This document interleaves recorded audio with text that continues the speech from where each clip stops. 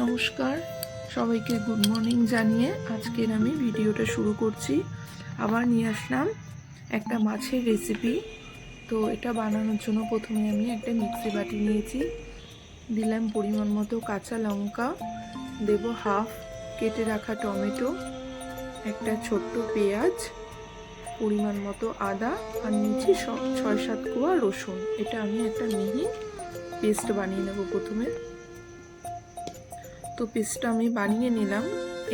তারপরে নিয়েছি, এটা হচ্ছে আর মাছটাকে আমি পরিমাণ মতো লবণ, হলুদ আর একটুখানি সর্ষের তেল দিয়ে মাছটাকে ভালো করে মাখিয়ে নেব।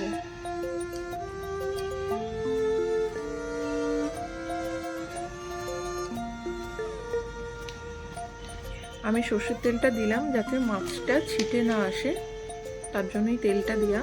এদিকে আমি কড়াই বসিয়ে দিয়েছিলাম, কড়াইটা গরম হয়ে গেছে। এবার আমি দেব পরিমাণ মতো সর্ষের তেল।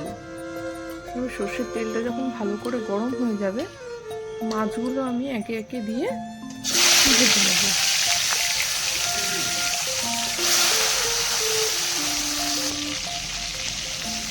উল্টে দিলাম।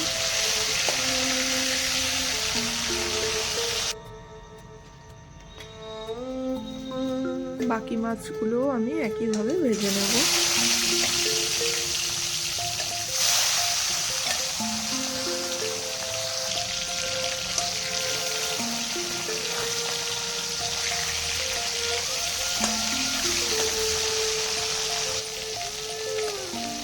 মাছগুলো ভাজা হয়ে গেছে, এবার মাছগুলো আমি তুলে নেব। এবারে ওই তেলের মধ্যে আমি ফোড়নে দেব সাদা জিরে,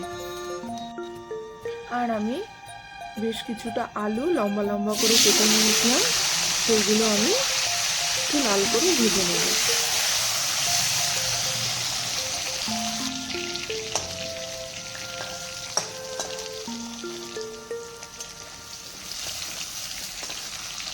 কারা কারা এই মাছের ঝোলটা খেয়েছেন, মাছের রেসিপিটা করেছেন বাড়িতে, আমাকে জানাবেন।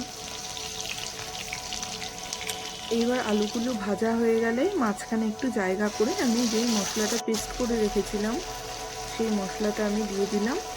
এবার আমাদের ডেলি মশলা, রুটিন মশলা যেগুলো আছে সেগুলো দেবো। পরিমাণ মতো লবণ, হলুদ আর দেবো লঙ্কার গুঁড়ো। এটা দিয়ে সমস্ত কিছু ভালো করে আমি মিশিয়ে নেব।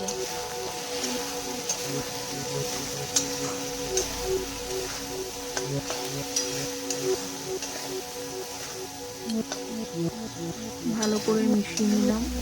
মিশিয়ে আমি একটু টাইম নিয়ে কিন্তু মশলাটা ভালো করে কষিয়ে নেব।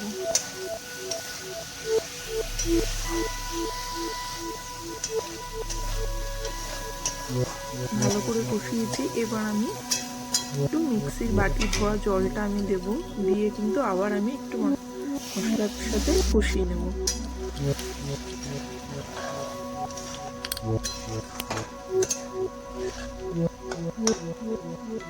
ভালো করে কষানো হয়ে গেলে এইবার আমি দেব পরিমাণ মতো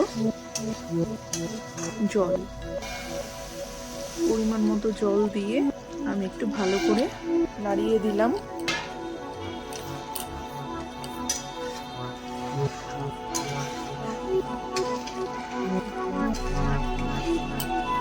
এবার 5 মিনিট পর যখন সমস্ত কিছু ভালো করে সেদ্ধ হয়ে যাবে, এবার আমি ভেজে রাখা মাছগুলো উপর থেকে দিয়ে দেব।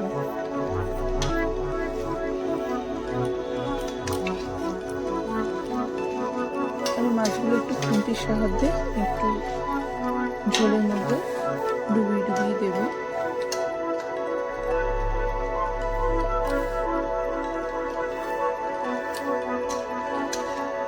দিয়ে একটু ফুটে গেলে তারপরে আমি একটুখানি গরম মশলার গুঁড়ো দেব। এইসব মাছে একটু গরম মশলার গুঁড়ো দিলে কিন্তু খেতে ভালো হয়। যাই হোক, মাছের ঝোলটা কিন্তু আমার কমপ্লিট হয়ে গেল। দেখুন কত সুন্দর লাগছে দেখতে। আমার রান্নার ভিডিওগুলো যদি আপনাদের ভালো লেগে থাকে তো অবশ্যই আমার চ্যানেলটির পাশে থাকবেন, সাবস্ক্রাইব করবেন, লাইক করবেন, শেয়ার করবেন। আবার ফিরে আসছি নতুন একটা ভিডিও নিয়ে। ততক্ষণ ভালো থাকবেন, সুস্থ থাকবেন, সাবধানে থাকবেন।